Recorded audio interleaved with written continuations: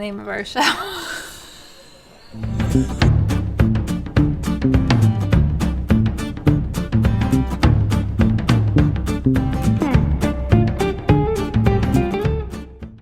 everybody. Welcome to Large Glass. Hello. How are you tonight? It's good to see you all. I see Ben out there. He's saying hello. Hi, Mom. Thanks for watching, Mom. Yeah. Thanks for watching, Ben. So, welcome back. Yes, welcome back. It's a special show tonight. Yeah, we do have a special show. Uh-huh. We're missing a few things, though, for this show, just in terms of decoration. We are. We are. We should have gotten party hats. We should have gotten a couple more things, but that's okay. Yeah, there's Dave. Hi, Dave. Nice to see you. And Audrey, hi. Good to see you. So, yeah, that's all right. We're going to make it. We'll make it a celebration. Yeah, that's okay. All right. Good. Good.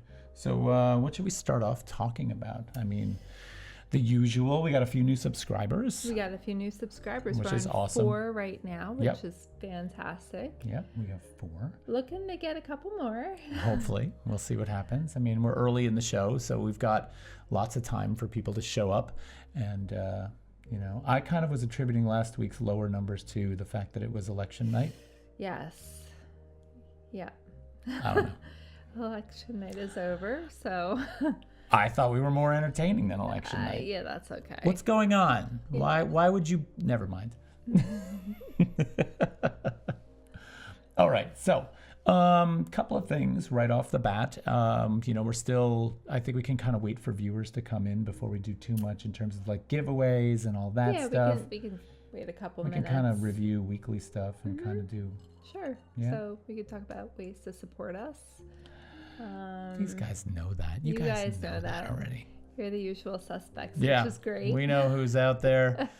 So we don't want to bore you with that stuff. Yeah. We have... Well, let's pour wine. Let's pour wine. Wine's important. So we actually already started pouring the wine. This wine was perfect for today for a few reasons. It's celebratory. It's called Layer Cake.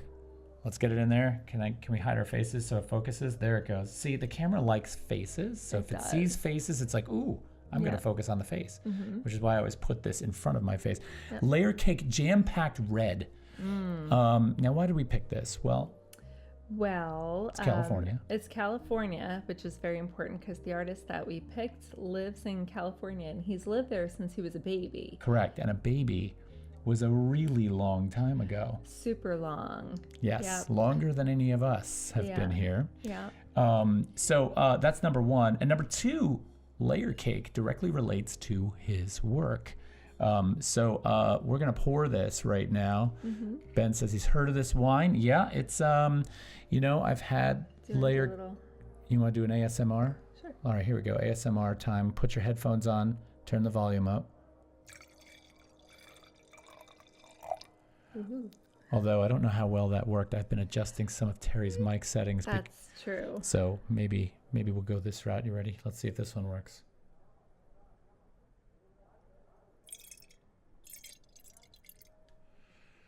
Anyway, microphones are fun. As Dave and I found out today in our work we did. So anyway, Layer Cake and a very special birthday today. So we're going to toast again, but cheers. Cheers. Is this episode 9? I'm not really sure. I'm not sure where we're at right now. So I think it's episode 9. We had that Halloween episode in there that was a little funky. So yes. Hi, Carolyn. Nice to see you. Welcome back. It's good to have you. We have a very special episode tonight, which we just sort of minimally toasted. We're going to toast again. Yes. Yeah. We're going to be toasting all night long. We'll toast a few times for this very, very special artist. Yeah. All right. So let's talk about ways to support. So we're looking for some subscribers, right? And we're looking to get to 10 subscribers at some point. Not tonight. I mean, maybe tonight. That would be cool. But we're looking to get to 10. And when we get to 10 subscribers, we have an awesome piece of art to give away.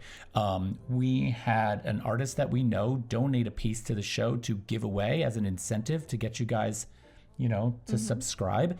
And so, we're kind of hoping we get there. So that artist's name is LaVertu, and I am trying to figure out how to get over to his actual slide on my very complicated system here.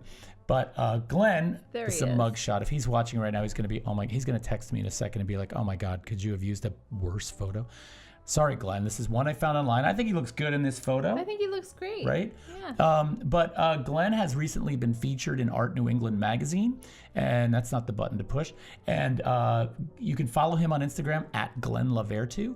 But let's kind of advance through a couple of his images here. So first of all, I've got the article up from Art New England magazine, which featured him as one of the 10 emerging New England artists, which is awesome. Great for him. This is actually the little segment on his work. Glenn's been doing a body of work recently around gun violence in America. In schools and stuff, yes. In America in general. America. Yep. And he's really studied the subject really long and hard, and he's kind of come at it from a variety of angles. And to me, Glenn is a true academic. Yes, he is. He's French. He's from Canada. His family is actually also Maine potato farmers. He comes from a very, very big family. Carolyn, that was to answer your question. So not French. Not French from France, French, but the name, of course, and the lineage probably extends back there. But so he's come at this as a true academic. I think he's really studied the subject long and hard. And he's gone to the Cult Museum. He's gone to talk to different curators of those museums and actually had artifacts produced that he can draw, study, relate to. And he's made this really beautiful casting that we're going to be giving away. Now this is the black version of it. We have a white one. It's been cast in 2 colors, black and white. They're an edition of 6. So this is an artist proof, which would be technically before the edition of 6 was pulled. But this is called Angel of Death, Flintlock Mechanism and Plate 2020. It's made of urethane plastic. It is signed on the back, and we have it for you when we get to 10 subs. So that'll be a fun giveaway. And we're going to plug him every single week until we give it away.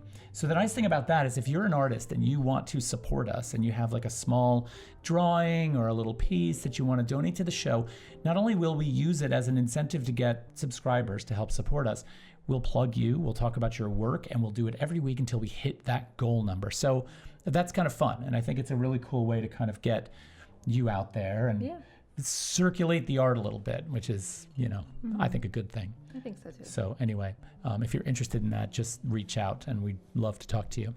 So that's the first thing. That's the first thing. What's the next thing? Let's see. Well, we could talk about how the show has been inspiring some of your artwork lately. Yeah, so it's kind of a funny thing. And I'm not going to show it, okay? I'm not going to show it on the show tonight. It is on my Instagram. If you want to see it, you can go to his Instagram. But we did Alex Gross as one of our Halloween show entries. And we talked about him and his cabinet cards and the way he repurposes and paints over cabinet cards. Yeah, it was actually very inspiring. And his book is really good if anybody's interested. It's called Transformations off of Amazon. And you can also go to his website, The Art of Alex Gross, and buy a signed copy. But anyway, it's a gorgeous book. Terry immediately bought it and I fell in love with it. And so I was looking through it and then also the inspiration from the show. So we eBayed a bunch of cabinet cards and we got them and I started drawing on them. And it's surprisingly both hard and also really rewarding and kind of fun. There's something about that haunting image underneath as it begins to poke through what you're working on top. Well, what I really liked about some of them too, there were a couple from like the 1890s and they were written on the back with the script and you can read a little bit about the person. Like one was, labeled Ruthie and it was from like 1893 and it was a little girl and it was like, wow, that just then you don't object. Well, that one I said, let's not do anything. I don't want to paint on that one. Yeah, that one's really cool. Like they were all really cool, but that one had a very precious hands touched thing. So yeah, we just didn't want to do that one. But they're really they're a nice thing to work with and I fell in love with it. Yeah, so if you want to see what I did, go check out my Instagram and you can see the work I did. Yeah. Well, you have a story about how this artist that we're doing tonight in relation to your dad. Do you want to talk about that or? Well, I could. It's a funny thing to just start talking about, I guess. We can save it till later if you want to. Yeah. Well, no, it was because the show and your project on the weekends too with drawing, it's really become so interwoven with our lives. And it's funny because I went to visit my parents this week. I don't see them a lot now because of the pandemic. I see them maybe once a week if we're lucky. And we went over there this weekend, and he was sitting there. My dad's an adorable old guy. I love him. So he's about 77 years old. And we were sitting out on the deck, and actually he's the one who made me love this artist, because he would do copies, and he went down to DC at least over a decade ago to see a retrospective of this artist, and he brought back a book, which I actually have it on my lap. And just hearing him talk and nod, he reminds me so much of the artist, and I was thinking that when I was talking to him this weekend. So yeah, that's about it. Well, he reminds me, he's a painter, and a really quite an accomplished painter, Terry's father. Not the person, and the person we're doing tonight. Yeah, and the person we're doing tonight too. But, we wound up getting a whole bunch of his paintings that he was just giving away when they were moving. And I was like, yes. I was, we'll take all of those. We have a basement full of his paintings, which I'm in love with. And so that's a really exciting thing too. Yeah, it's really exciting. But it's funny because this artist that we're doing tonight, one thing that you and I wanted to do was really steer towards contemporary artists that maybe people don't know anything about, maybe inspire that love of art. But I feel like this gentleman is still contemporary. He's still kicking, 100 years old. And evolving. His work is changing and evolving. He's still making art. He's still creating. This coming Sunday, this man will turn 100 years old, and he is still painting, interviewing, teaching, and as sharp as a tack. Just so, such an inspiration to see this guy. And so that's really, number one, we're doing the show because we love him. Number two, we're doing the show because what a perfect way to honor him and to talk about his work for his 100th birthday, because that's... Yeah, and actually his art is timeless. You can look at it today. Yeah. Like especially with the still lifes that he does, and they could be today. Like it transcends time, right, which I really like about it. So, and there's another thing that he says that I don't want to talk too much about him before we actually pull him up on the screen. But one thing he says is, I don't want to be called an artist because I don't know what art is. I have no idea what art is. He will, however, call himself a painter. Yeah. He loves the act of painting. And, And he doesn't take himself too seriously either. In fact, he kind of barbs himself quite a bit.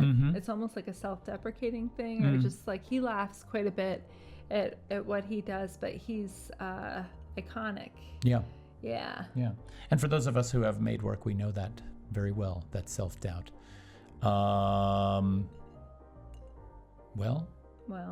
should we do a little reading? You could do a little reading. Do a little Jerry Saltz. We got a little Jerry Saltz entry to read tonight, and apropos of the artist we're showing. So like some of you know, but maybe not all of you know, every week I read a little bit from Jerry Saltz's book, How to Be an Artist. And the reason I read this is because I think he's pretty inspirational in terms of getting over your fears of either making art or talking about art or anything along those lines. And so I've got a appropriate reading for this week. This is chapter 22, Find Your Own Voice, Then Exaggerate It. If someone says your work looks like someone else's and you should stop making it, I say don't stop. Not yet. Do it again. Do it 100 or 1,000 times. Then ask an artist friend, someone you trust, whether your work still looks too much like the other person's art. And if your friend says yes, try another path.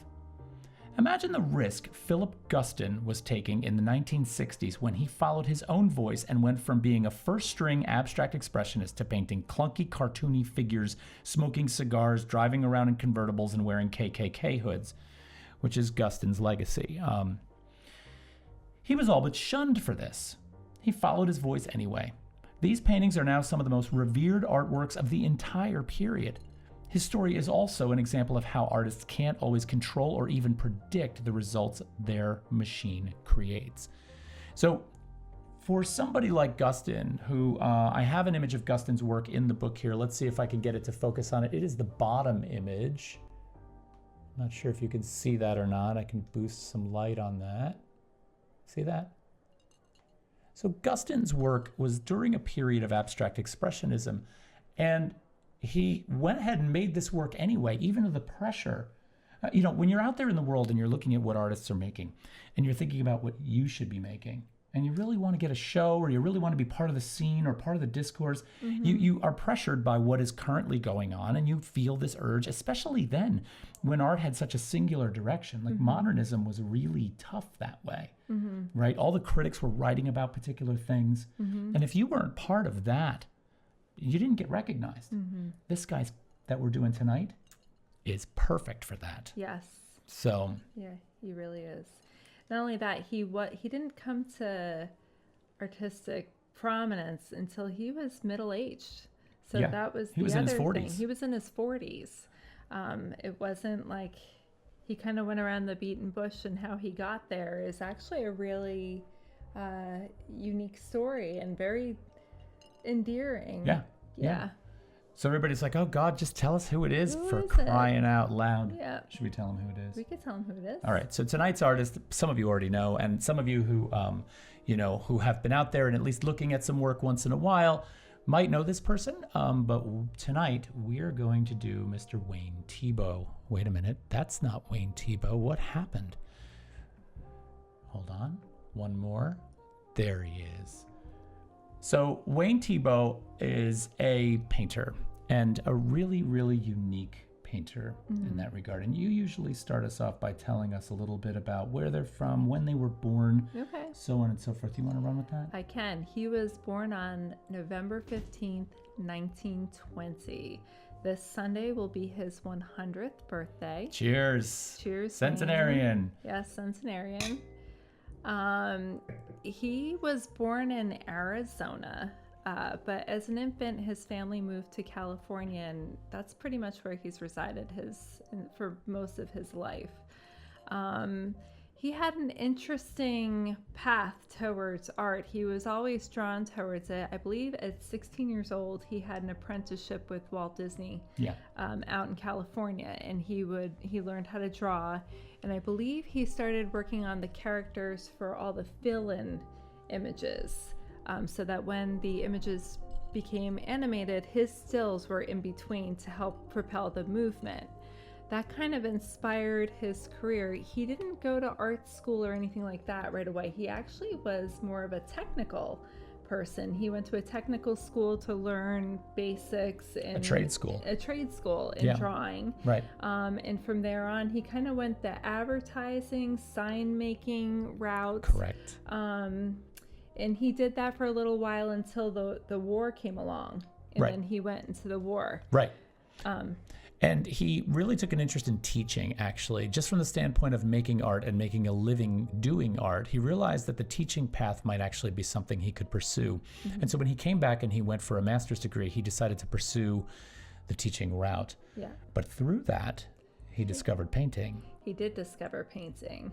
And actually, I believe that he was encouraged to go on to art school in his mid-30s. Yeah. And that's when he started pursuing academia in a sense to get it a was broader. later. It was later.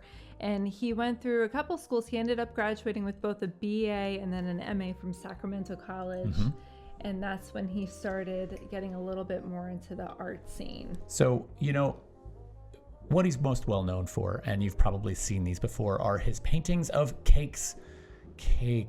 And if you've ever seen one of these in real life, you want to eat them.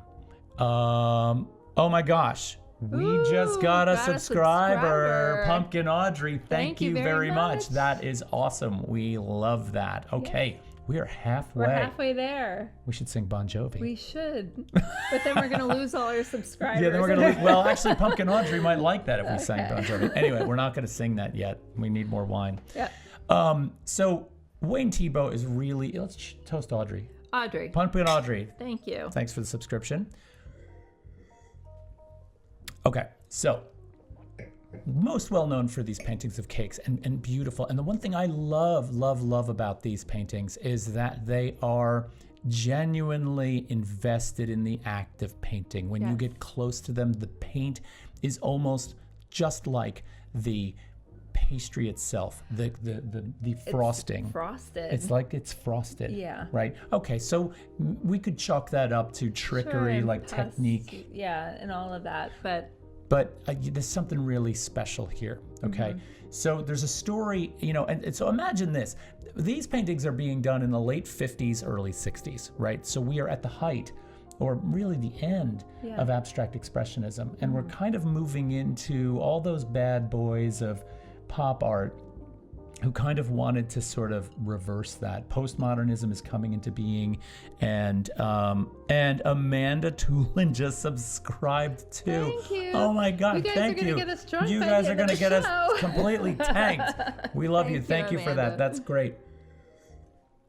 Okay, it's like a drinking game. You guys subscribe, we drink. We drink. This And then could by get the end really of the show, ugly. we don't even know. Who's our artist tonight? Anyway, so imagine in the late 50s, if you know the trajectory of art history, if you don't, that's fine. Let's talk about it a little bit. In the late 50s, we're seeing the end of abstract expressionism, and we're seeing a lot of artists who are sort of challenging the big boys of abstract expressionists, like Robert Rauschenberg, right? Coming in, and Robert Rauschenberg most famously sort of took his own bed and sort of turned it into an abstract expressionist painting, sort of as a joke, to sort of dethrone them on some level, because to use a physical object like that in a painting went against everything abstract expressionism was about. Rauschenberg was just like, screw this, and so all of a sudden we see postmodernism start to come into being, which is an interesting time, right? But then you've got this guy painting cakes, right? So you got all this intellectual challenge on the whole, really, really high art world of abstract expressionism, and this man comes along painting cakes. Well, hearing the story of how he came about with all of this too, because he started going to school and he started doing his he relied a lot on his technical skills. And then he took a sabbatical in New York City and towards like the mid to late 50s. Right. And it was there that he was inspired by other artists like Willem de Kooning. And then he started loosening up a little bit with his brush strokes, and he started being a little bit more adventurous. That's right. He wasn't painting the cakes that early. You're wasn't. Right. I made a mistake. He was a little bit more technical, but having that experience kind of opened him up a little. Right. So he actually spoke to de Kooning. So he used to hang out at the Cedar.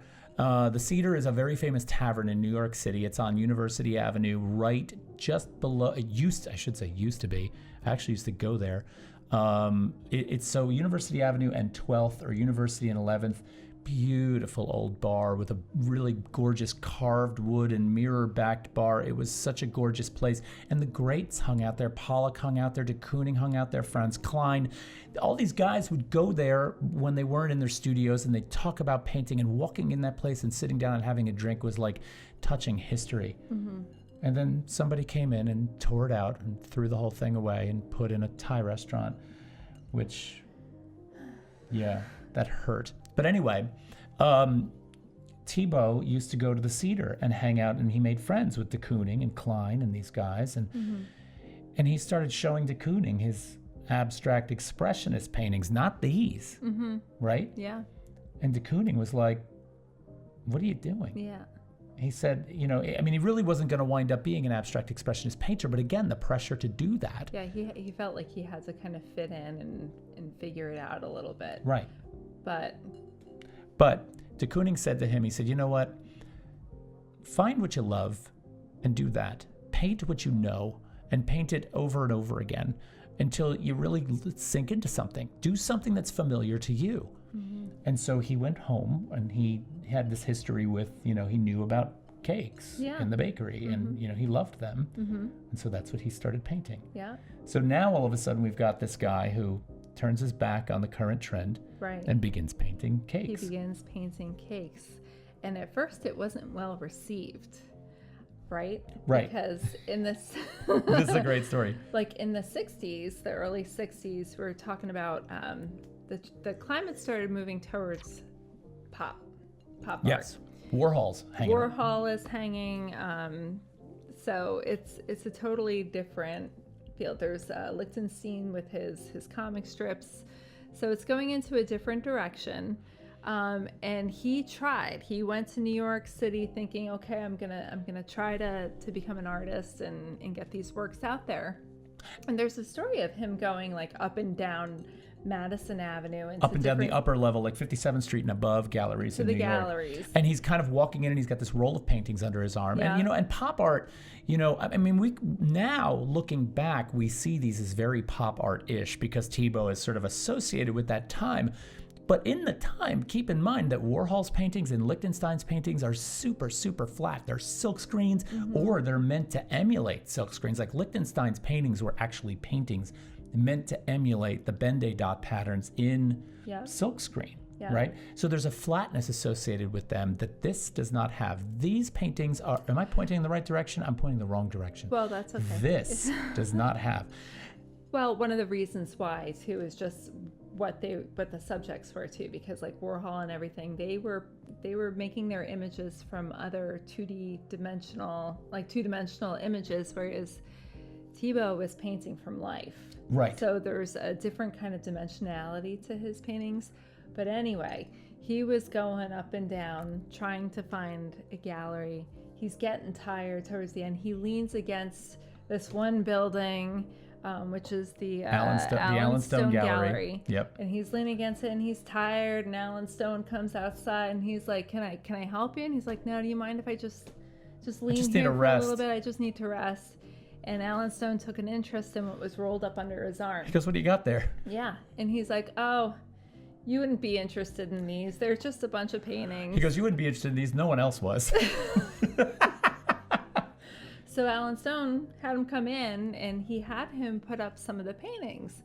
And at first, he didn't really like them. He was just like, what is up with this guy? He goes, this guy must be nuts. Yeah, he's painting these cakes, and there's like a lot of them. But I mean, we're talking about like, okay, there's the lemon meringue pie, but I just want to advance ahead to this. I mean, this is what the paintings look like. This is what the paintings look like. And no one was doing this. Like I know it's a very common everyday thing, and that's the beauty of Thiebaud. He takes the everyday and he makes it beautiful. And it's beautiful for so many reasons. I love the repetition. I love the colors. I love the composition. I love the colors that he uses for the shadows and everything. There's a lot going on. There's a lot of energy in his colors. But given the time, right? And even pop art's influence, I get it. But I could understand Alan Stone being like, what the hell is wrong with this guy? He just keeps painting like... But then he sat there with the images for a few moments. And then he started seeing all these things that we see. I love the lemon meringue. I feel like that one I want to stop on that one in a second. But, Ben just mentioned, he goes, I love the swirls in the chocolate cake. And then you look at this one, right? And it's sort of like... the frosting, the paint becomes the frosting on some level, right? Looks like your mom's lemon meringue pie. Yes. And this lemon meringue pie, since everybody's talking about the pie, let's move to the pie. Oh my God. This pie has like an outer body experience kind of glow to it. That lemon is like, it's its own light source on some level. It is. And Thiebaud goes on to sort of, liken the actual physical material of the cakes and pies to the physical material of the paint itself. And his love of that, the pies and cakes, and his love of paint are obviously connected. You can just so see the connection between the two. Well, I love the energy he uses for little things too. Like the shadows are never just these dark shadows. They are filled with color. Yeah, that's what Amanda just said. She goes, I love the cool hues of the shadows. Yeah, exactly. And even the meringue, there's a lot of color going on in that meringue. And he gives you this energy, like especially with there's like a contrasting energy, and you can almost feel the charge when you're looking at his paintings. There's so much more than just a picture of a pie. Totally. And so a lot of critics in the time, that were having a hard time with his work used to liken his work to Chardin and Morandi and these really early still life painters that were masters. They're like master painters. And I can absolutely see the connection when you look at those painters. So look up Chardin, which is Chardin, or Morandi. Look up their still lifes, and you can see similarities. But one thing that Thiebaud does in his work, I think, it sort of reckons to people like Cézanne or Seurat, where they are color scientists, right? Their color theory goes, or Diebenkorn, and I'm going to throw, I know I'm doing a lot of name dropping here, and I'll put all of these references when we post this onto YouTube. I'll put these references in there for you to look at. But these are artists that basically really understood the science of color theory and how when you very vividly place two contrasting colors next to each other, like across each other from the color wheel, you wind up with this vibrational song. So a really deep blue and an orange, or a really vibrant violet with a yellow, or a red and a green. You wind up with this competing vibration. And Thiebaud loves that in his work. So if you look closely in that shadow, you'll see the blues and the oranges. Yeah. And those blues and oranges are competing with the other hues that are present in this painting. Like, look at the orange in the pie plate and the blue of the shadow. Those two things cause this song. And you can see some of this purple pickup in the aluminum and a little bit in the meringue, and I think that helps with the lemon charge too. Like, I think that's one of the reasons why it's just speaking to you. Christina's here. Hi, Christina. Nice to see you. And she says, he's definitely a master with color. Color theory class changed my world. Yes. You know, I used to teach color theory, and one of the things I used to have my students do is we would cut out 12 4-inch by 4-inch squares of white paper. Amanda, I don't know if I did this with you or not. And what we would do is the students would only have the 3 pigment primaries, which we know, 3 process primer. Did we use process or pigment? I think we used pigment. Anyway, you did that one. Good. Amanda, did I make you use process primaries or pigment primaries? Pigment primaries are red, yellow, and blue. Process primaries are magenta, cyan, and yellow. And I can't remember. But anyway, you give students 3 tubes of paint and you say, draw a 12-step color wheel with this. And the first step to doing that is deciding what are the complementary colors. So let's just pretend it's yellow, red, and blue. She says process. It was process. Okay, so let's pretend I hand you magenta, right?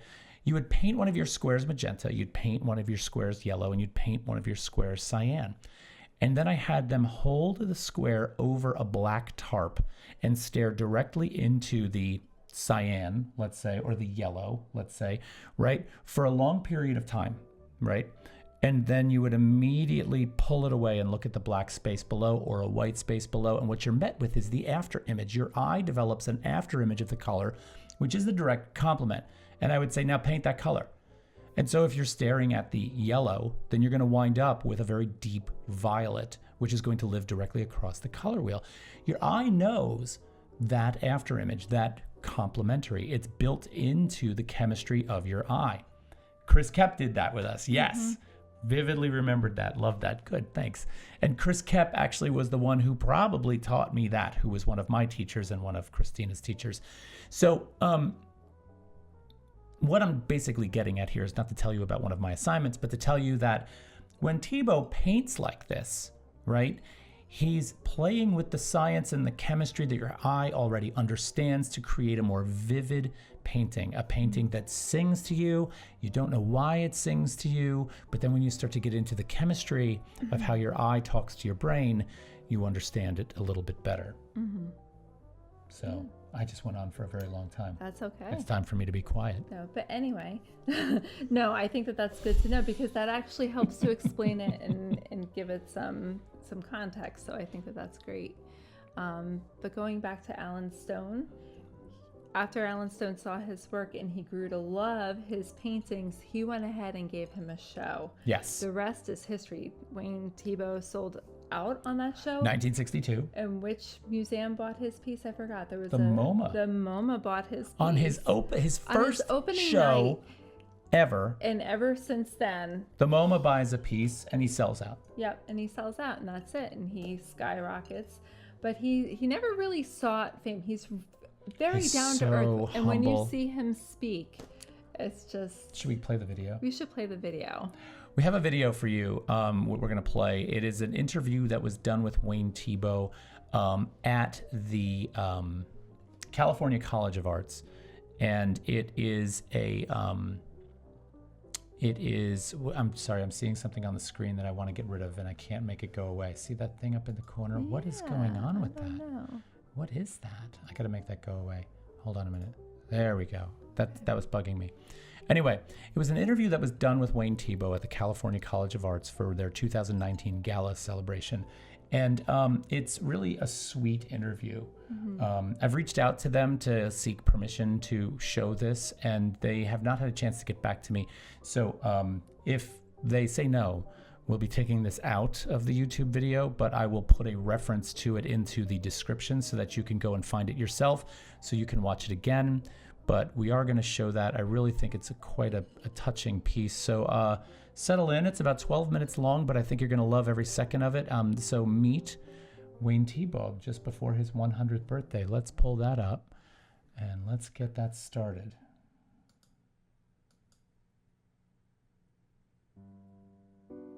Wayne Thiebaud, first of all, let me thank you for being in conversation with me, and let me congratulate you for being honored by the California College of the Arts. Much deserved honor in so many realms of art, which you have made a strong impact on. In fact, you read about Wayne Thiebaud and you start reading about somebody who's a major figure in the figurative movement, a major figure in realism and neorealism, even a cartoonist who a lot of your fans don't know, who has drawn Goofy and Mickey Mouse, and the list goes on. But I read where you describe yourself as just an old-fashioned painter. That's what I am. Tell us about that. I mean, you see yourself as really just that for the most part? Yes, it keeps me away from being called an artist. It is something I want to avoid because I don't know what in the world art is. So there's this abstract concept of art, which is obviously a wonderful thing, but that differs from a painting, which is just some flat thing that doesn't move, doesn't speak, and is a very concrete thing. Is that part of the hesitation of being called an artist? Because there's so many people who make that division between art and commercial art. No, that's perfectly okay. It's just that it's a realization that it's a craft as well as a activity that you pursue like a scientist to try to find something as fresh or new or different as you can in light of your awareness of art history and your heroes. But you've earned the title artist, and the whole sense of what your work, it's funny that you refer to all this work as sinful in some way. You say, all my sins, I'm struck by that. I mean, I know it's a joke, but in many ways, art is an unnatural act. Painting particularly, because you're lying all the time. It's a wonderful fiction. Painting doesn't do anything. So it's easy to say, well, painting is dead. And a lot of people like to say that. And it's true.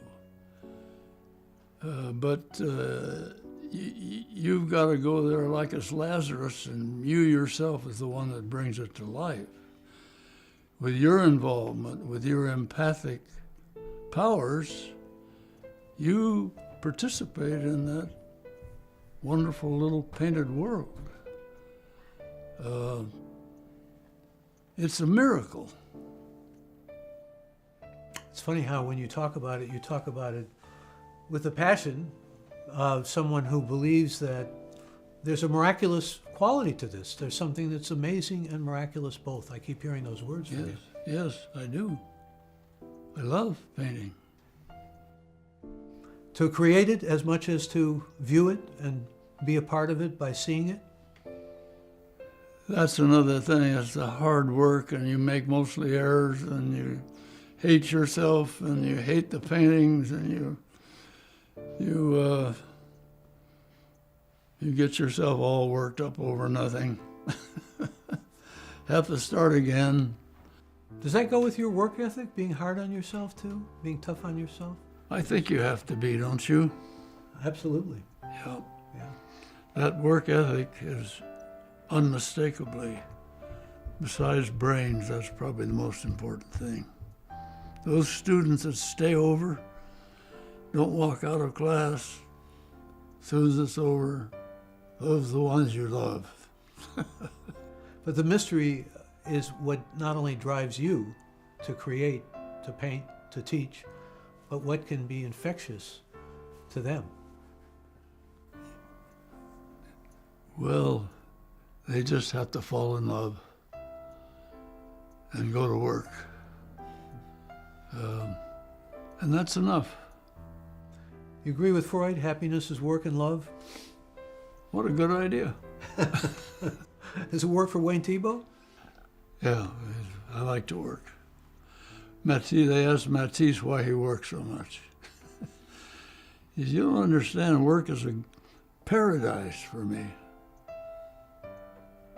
Your own little heaven. And yet we have all this association of work with being toil and hard on yourself and laboring and sweating. Sweat of your brow. Yes. But you love your work and have loved your work your whole adult life. Not my own work. I do not love my own work. I'm not talking about the process of creating the work. I love that. Yeah. Do you paint for yourself or do you paint for the community you live in and those who are going to be observing your work? I think three worlds make up our world of painting. One is the self. One is the history of our tradition. And the other is what we call realism, or our realist sense. If you focus too much on any of those, usually you run into trouble. So the public is very much in my mind. And as, again, Richard Wollheim asserts, there is such a thing as the beholder's share. You're going to look at paintings, you have an obligation to find out what it is. If you're going to read literature, you better read literature. Otherwise, you get away from what's the most important thing of all, and that's slow living, slow looking, slow eating, slow thinking. So the person who is looking at a Wayne Thiebaud painting becomes a collaborator in that work? I hope so. I hope I see them smile. Your teaching has inspired many. Your painting and your work has inspired many. And since this is an award given to you by a college, and since you've been an educator for so long, give us a sense of what you tell students about being inspired. Particularly, I ask that question because a lot of students who study art feel, is this going to get me a job? Is this going to be open to any kind of market type of opening? Bad career choice. You better not try to find a living, make a living in art. You better find a way in which you can make a life that means art, meaningful to you. I urge them to stay in their communities and contribute and develop where they are and give back to the community by organizing, painting galleries, make your own galleries. And everybody doesn't have to trundle off to New York City. I mean, it's a loss for your communities. What about the idea, though, that the Bay Area needs perhaps more of that strength of an art community? Do you feel that way? It's quite a community. But some would say New York overshadows it and eclipses it, just intimating what you had said a little bit. It's okay to be in the shadows. They just shouldn't make that distinction that it's only California painting. That's like saying, as I told, that's like calling it California mathematics, California science. So there is no California There's only painting? one art, only one painting world, and that's the whole business. Are you saying that it's universal, I think, yes? I think so, yeah. Even if the work is located in place and has everything to do with place and comes out of place? Yes, I think that's the most universal. Finding something that says something important or interesting about where you are, that's a universal. If you try to be universal, then you're in an endless chasing of the purple flag. It's not there. It's often a word that's taken too seriously, but what do you think about, or do you even think about your legacy? What you want people to remember most about your work and about what you've produced and created? I guess a couple of things, particularly teaching. That for me was a very, very big part of my life. I enjoyed it, I hated it, I tried to do as well as I could. I felt privileged to work with young people. They kept me honest. So that part of the legacy is I feel good about. The painting, how you fit into something like art history, it seems to me an awful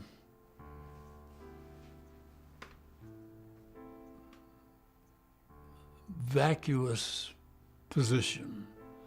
How in the world do you ever feel in any way related to our greatest painters, Vermeer, Velasquez, Picasso? Such a glorious world, but you would like to think that you're at least part of that community in some small way, that you don't ignoble it. And that would be my hope, I guess. If I could just respond as someone who's appreciated your work these many years, I think that your work has been loved and cherished and will continue to be and appreciated by many people. And I love your humility. I must say I'm struck by it. And I also love the fact that you speak so movingly and poignantly about teaching as someone who's been a teacher, well, almost as long as you've been a teacher. So thank you so much. Thank you, Michael. I'm blessed. And we're blessed to have you in our lives.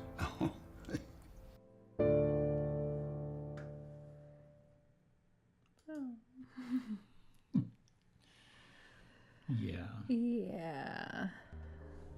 So we got a few comments in there. To Wayne Thiebaud. To Wayne Thiebaud, yeah. There we go. Happy 100th. Happy birthday. Happy 100th birthday. Mm-hmm. Ben asked if he sculpted the characters that were on the table. I don't think so. I don't think so. I don't think he really did a lot of sculpture, No. if any. But He's mostly known for his paintings. But he surrounds himself with objects that inspire him. He does. Yeah. So I would imagine that's where those came from. And Pumpkin Audrey's this great interview. What an interesting man. Mom says, I love him. I know. Actually, we were watching a couple of videos, and at one point, I forgot what was it? CBS Sunday Morning did a special on him back in the 80s, and the woman's like, "I love this man." Yeah, like, the she's woman in the this gallery. woman in the gallery. She and says right out loud, she's like, she said that I'm in love with too." this man. Yeah, he's great. He really is. So going back to my dad, when he, so my dad went to a retrospective of his, like I was saying, 20 years ago or something. It was a long time ago because after Alan Stone represented him for quite some time, and then he had passed away, and then his son started representing him. And my dad went to the show, and he brought back this book. This actually started me loving Wayne Thiebaud. Well, can I interrupt for one second? absolutely. So there was a day where Terry and I were sitting here in in teenies, and Terry had this book out, and she was looking at it, and it was actually, when she was looking at this book, we decided to make this show 2 weeks ago, and I was like, oh my gosh. It wasn't 2 weeks ago. I think it was. No, when we made no, not the show about Wayne Thiebaud. Wasn't this what inspired us to make the whole show? Yeah, it was like 2 weeks ago. Right. Clearly, we're misunderstanding each other. We're But gonna yes, argue. this book. Okay, go ahead. Finish your story. No, but this is the book that started it, because then we started realizing, oh my gosh, he's going to be 100 years Right. old, and Right. we started looking into it. My father was a little disappointed back then because he had been down in D.C., which is a little bit of a distance from Jersey, and he was supposed to be there that night, and You mean Wayne was supposed to be there? supposed to be there that night, but he was ill, and so his son was there, and my father was like, that's okay, and he came back with the book, but he was disappointed, but he said it was such a great show. A lot of the images in here were in that show. Right. His son opened a gallery after Alan Stone died, right? And started representing I believe Wayne. So in he took California. over the representation of Wayne. Yes. Up until 2010 when he passed away, and then His after son, Wayne Thiebaud's son passed away at 49. Mm-hmm. And so that was a really big tragedy for him, of course. Of course. Christina says, well, didn't that warm my heart? Terry, he reminds me of your dad. I know. That's what I keep saying. Every time I see him, that's exactly how my dad is. And I think that's another reason why I love him. But yeah. So a couple of things he said in that interview that just hit me like a ton of bricks in the most profound way was, there was a lot of little things in there that I love, but the one thing he said that one of the most important things to his legacy was his teaching. Mm-hmm. And, he mentioned his students a couple of times in there. He talked about those students that don't leave the minute class is over, that stick around, mm-hmm. that, that you can tell really feel it. Mm-hmm. I mean, to me, that's yes, I love to make work. I love to draw. I love to paint. I love to make sculpture. And I get in that zone, right? Mm-hmm. But there's something about that classroom that is so different from all of that. There's an energy there that is not in the studio. Mm-hmm. And that to me is what's paramount. And when he said that as his first response to his legacy, not about the painting he sold at Christie's for $1.6 million, right. Not about, he doesn't care about that stuff. Well, he cares about what he passes on to other people. He does. And his outlook and sometimes his sense of humor is really, his artwork alone is fantastic and gorgeous, but the personality is what really draws me to him. And he had some really great comments on just having a sense of humor when you're going through an art career, because it's not for the weak. No. It's hard to be an artist. It really is. And he had said you had to have a sense of humor, and if you don't have a sense of humor, you tend to lose your perspective. Yes. And that was such a poignant thing to say. Right. And he laughs at himself so much, but he's so wise and. Yeah, and his perspective on it. This is him, by the way, in this slide teaching. That's him standing there to the left. There's not very many images of him actually teaching. Christina says he has that kind of wisdom that one can listen to all day. I know. Mm-hmm. I know. When we started really digging into some of the interviews with him, you're glued to the interview. You just can't get enough of him. And so, he's got this whole, I'm just going to keep advancing through some slides here while we're talking. We have a lot of images. We've got a lot of images to show you. The other thing he said that hit me like a ton of bricks when he was talking was he said several things, and this is about his perspective. You were just talking about his perspective. Mm-hmm. And he says, paintings don't do anything, and he talked about how you have to come to painting and breathe life into it. Like he said, he didn't directly say painting is dead, but he basically said it's easy to say that painting is dead. Mm-hmm. And on some level it is. And you have to come to it and breathe life into it. And that's a really great perspective, I think. Mm-hmm. Because then, no matter how many people proclaim that painting is dead, it can be countered by this notion that, well, it's up to the painter to sort of resuscitate it. Mm-hmm. So I love the donuts. Yeah, the donuts are great. Also the viewer is always bringing something to the painting too, and I think we saw that one of this time around we actually watched quite a couple together.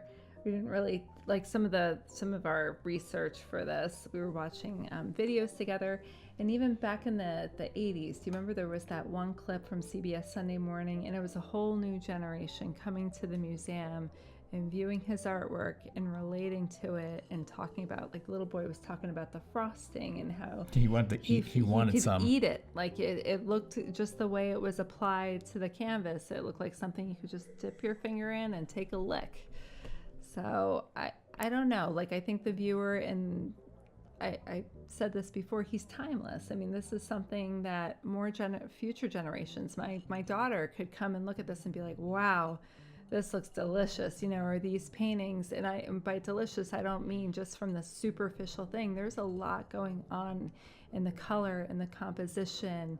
And I love his repetition, and it's something we all feel, and slight variation, and this receding perspective. I mean, there's so much going on in his paintings. Amanda says, I love how he talked about painting as a work of fiction. Thank you, because I was trying to think of the other thing that really hit me. And he said, when you do this, you're lying all of the time, right? And you are. This is fiction, but on so many levels. I mean, yeah, there's an illusionistic aspect to it that says, oh, it's flat, but it has volume. It's got shadow and light, so it makes it look like it has dimension, but it doesn't.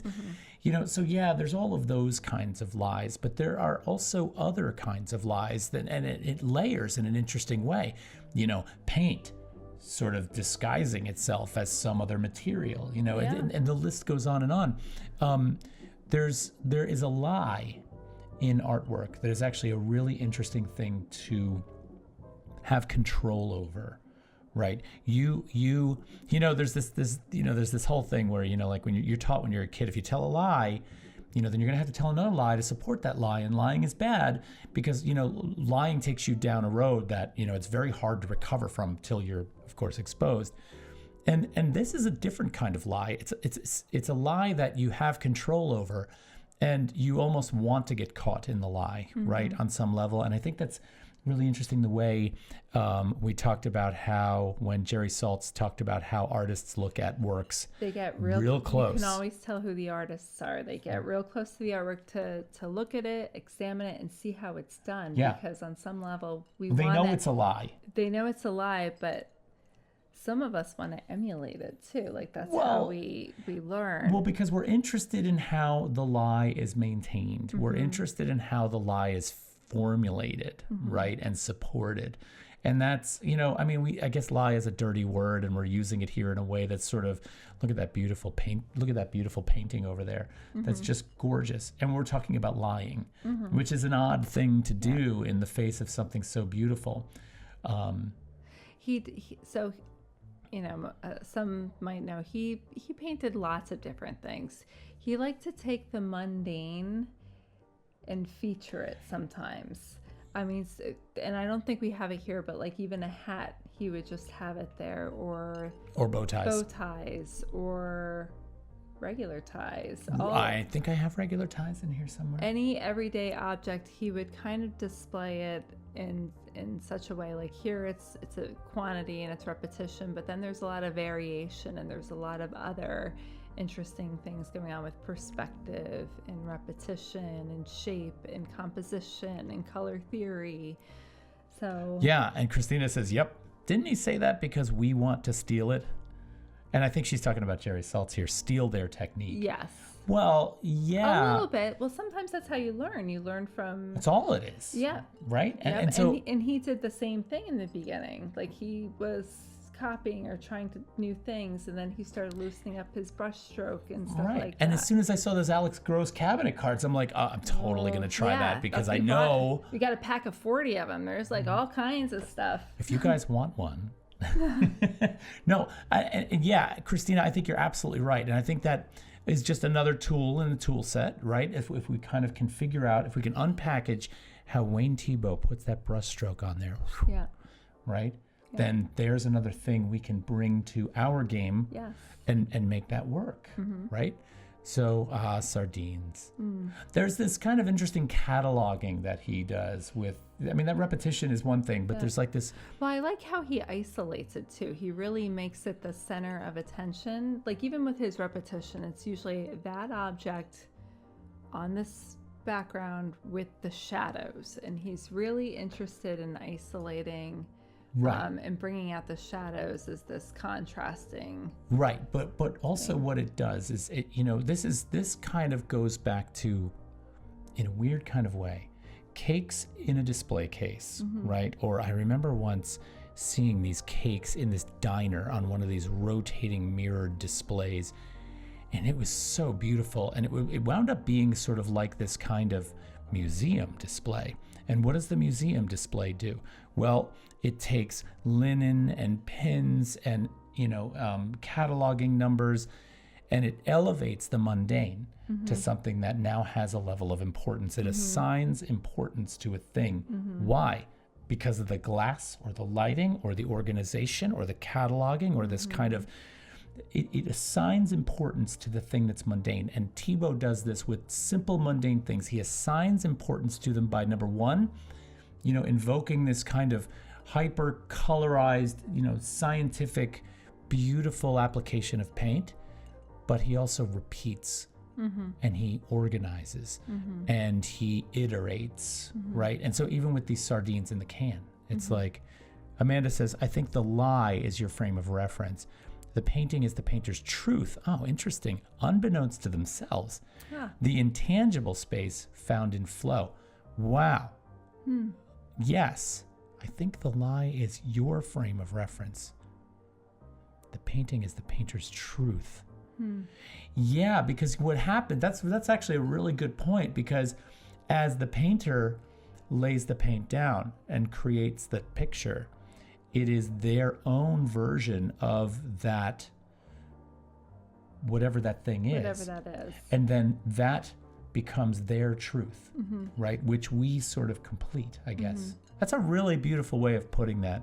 I think the repetition is important for the juxtaposition, like the complementary colors. Yeah, totally. So there's certainly, other than this kind of, cataloging or this importance assigning, the coloration and one sitting next to one, sitting next to another one, and the way they play off of each other is certainly important too. Yep.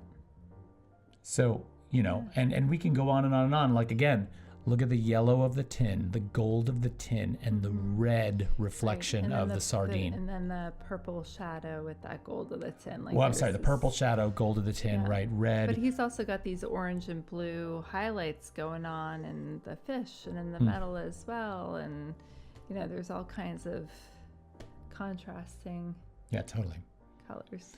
So then, oh God, the shoes. I forgot the shoes. Ah, yes. This harkens back to his days as a trade school draftsperson, learning how to draw things that might be useful in advertising. He talks a lot about how a shoe is constructed in the sense of drawing a shoe. The gumball machines. Oh, this is something we never even brought up. Actually, how he was talking about the gumball machine was a really nice story, that it's this big, ugly machine and the kid puts the quarter in it. He had this very down-to-earth, kind of story.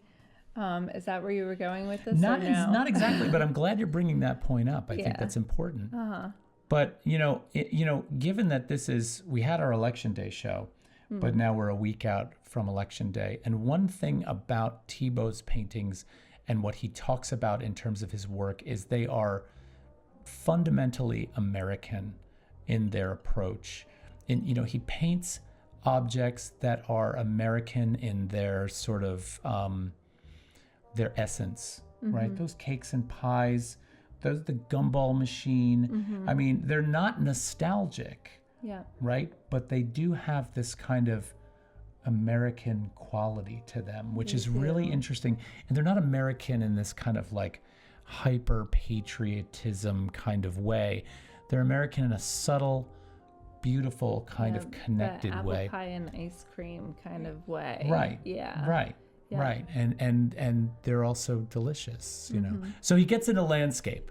Oh, so we're going to switch gears. We're going to switch gears momentarily. I mean, I know it's after 9. We're not going to stay on all night, but you just have to see how this guy has evolved.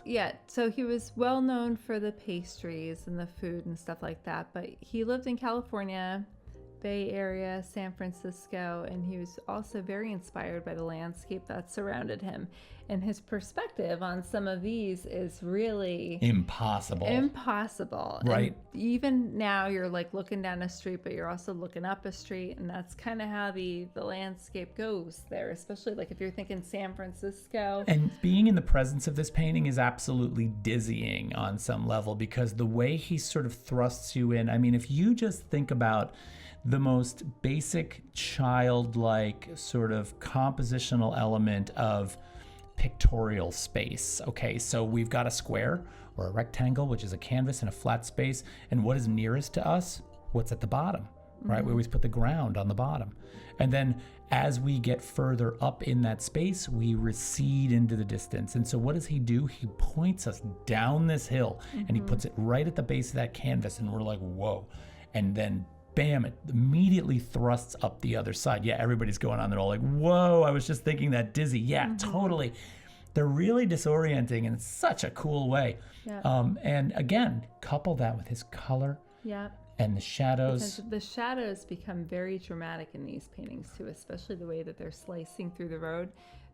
Some of his other paintings have a better depiction of that happening. You can see that happening here, but he was really drawn to that, the cutting of these shadows across Right. the landscape. Right. And it really actually, it presents a very abstract view of the world with the way that it's going, because it's not just a road, it's got these scrapes going across it, and just, you know, sometimes you're standing flat, but then you're looking down, but you're not looking down. And he really, And he also makes these plays really with interesting perspective. choices in this, though, with the building on the right and the white space on the left that sort of isolate that body of road as it thrusts up into the distance, almost monolithically, exactly like one of his cakes or pies. Yep. Right? Shadows are similar in the way they cast off, even though they're being cast off of buildings you can't even see. There are elements of familiarity to his other painting in this that just sing and call to those older pieces. I have another one here. This one is, to me, one of the most dynamite paintings I have ever seen in my life. I mean, I love this painting so much. And I mentioned an artist before that he's inspired by, another California landscape painter named Richard Diebenkorn. And if you look up Diebenkorn's work, oh God, he's got to be one of our shows at some point. Diebenkorn, his landscapes and his abstractions are to die for. And this, you can see the influence here. But he's got this perspectival shift that he's working with. You know, it's like he doesn't want you to look at a landscape in sort of the typical plein air kind of way. Not at all. He's really challenging you a little bit. Yes. Yeah. Ben says it's the theme in the painting, not always how great the art looks, although his paintings are unbelievable. Absolutely. Christina's commenting incredible. Yeah. So if you think about those early paintings from the 60s where we're talking about pastries and cakes and donuts, which are his signature, and then we move into this at almost 100 years old, he's moved into this. Well, he's also, so he's still creating art. He's also into that press where he was Yes. doing the prints. And He's making prints. Yeah. So he's still doing quite a bit. Yeah, Carolyn, you see it as almost three-dimensional. Absolutely. What's weird is he achieves three-dimensionality in a way that's unexpected. In a painting, we want to see that three-dimensionality through, you know, careful execution of light and shadow, careful execution of perspectival depth, all that stuff. His does something totally unexpected. It's a landscape, but it's not a landscape. It's a landscape, but it's a figure. It's a landscape, but it's that receding row of cakes in space, weirdly, right? I mean, look at those 3 fields or 4 fields and the way they stack up. Well, and the textures too. He's got a lot of texture variety with those fields going on. And it's funny how it's not like funny is not a good word choice there, but that smooth pink and purple in comparison with some of the textures. He's doing a lot of texture contrast in this one. Yeah. Yeah. So this was Wayne Thiebaud, and that's Glenn LaVertu. That's not Wayne Thiebaud. I didn't think that was going to loop. I thought we were just going to go to a nice black slide. But check out more of his landscapes. He's got tons of them out there on on the internet. He's got a whole bunch of work you can see. A lot of work. He does portraits too. We didn't feature the portraits. We didn't. We just didn't want to throw too many themes at you on this one. He did a lot of work of his wife and other figures, which are actually really interesting to look at as well. So they're from the 60s mostly. Those paintings that he did of his family. I don't mean to interrupt you, but look what Amanda's saying right now. She's like, works for sale. Terry, fill us in. If you have $1 million. No. There's other things actually, you can get. There are, because we saw a couple of smaller works for sale. Yeah. What was it? The least expensive work we could find of his was $3,700, and that was for a very small print, but and only done monochromatically and gorgeous, of course. On average, you're probably going to pay between $12,000 and $15,000 for one of his etchings. A painting is going to be well into the six figures. Yeah. So that is something that is, Mom's cheering 300 bits. Thanks, Mom. Thank you. You're awesome. Yeah. Thank you. Thank you. Yeah, so his work is, we're talking about Museum of Modern Art.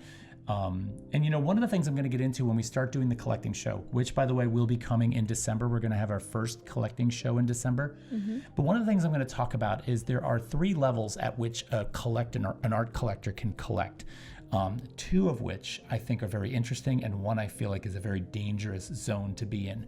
But if you can imagine the emerging artist whose work sells for hundreds to the low thousands of dollars, under $10,000, and maybe 800, 400, 300, 100, in that range, right? Yeah. These are emerging artists, and they're very interesting, I think, to sort of work with, because they're potentially going to take off, especially if they have something, worth collecting, especially if you like the work. Yeah. Right? So that's 1 rung of the ladder.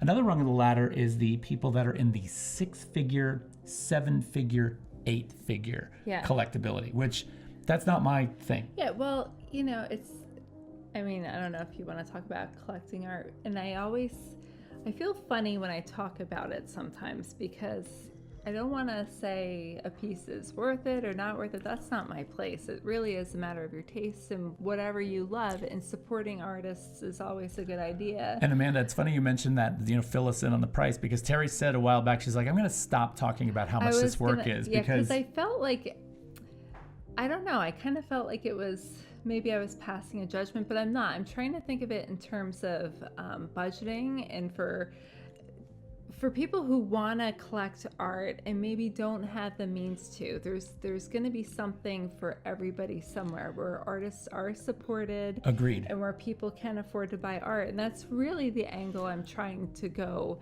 at it with. I think of Herb and Dorothy, the Vogels, who I keep referring to. Which we'll talk about. They did it on they lived off of 1 salary, and then they used the other one to buy art. And I think it's something for everybody. And that's why I get all into the price, because I'm like, maybe your budget isn't this, maybe it's this. And if no matter what your budget is, this is the thing, is you can collect art on any budget, okay? Yeah. If you really put your mind to it, you can collect on any budget. And we've got strategies for that stuff, which we've actually done.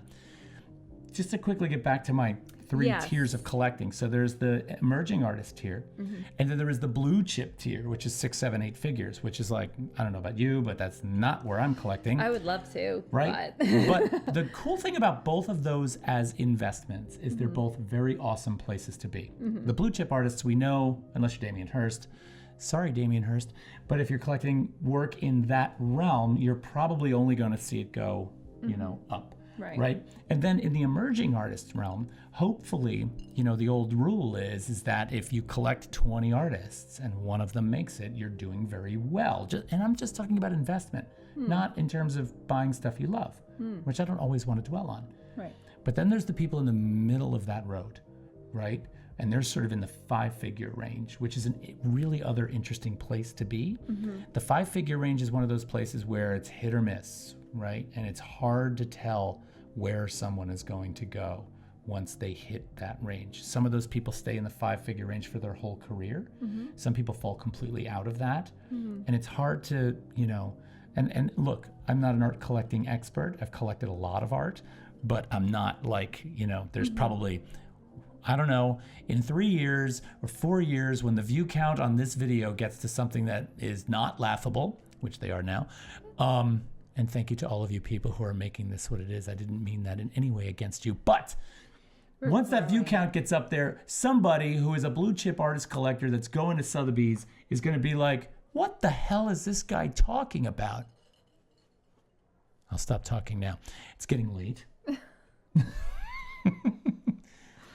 Should we say happy birthday to Wayne Thiebaud one more time? One more time. I think so. So he turns 100 on Sunday. On Sunday. So he's an American icon. Bless that guy. Bless that guy. It is just beautiful that he's still here. And you want to know what? I attribute his longevity to the fact that he does paint. Because I think that actually is, I think the act of making art, the act of painting is something that takes away that grind that I think wears us down and kills us early. And so get a canvas, get a sketchbook, join me on Sunday, and we can draw together, right? And let some of that stress go. Christina says, happy birthday, Wayne. Awesome show, my friends. We appreciate that. Great show. Really enjoyed getting to meet him. Ben says, yes. Happy birthday, Wayne. Love, love, love the show tonight. Thank you, everybody.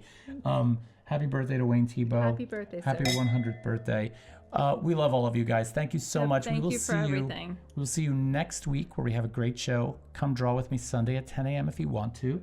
And we will talk to all of you then. All right. All right. Cheers. Good night. Good night.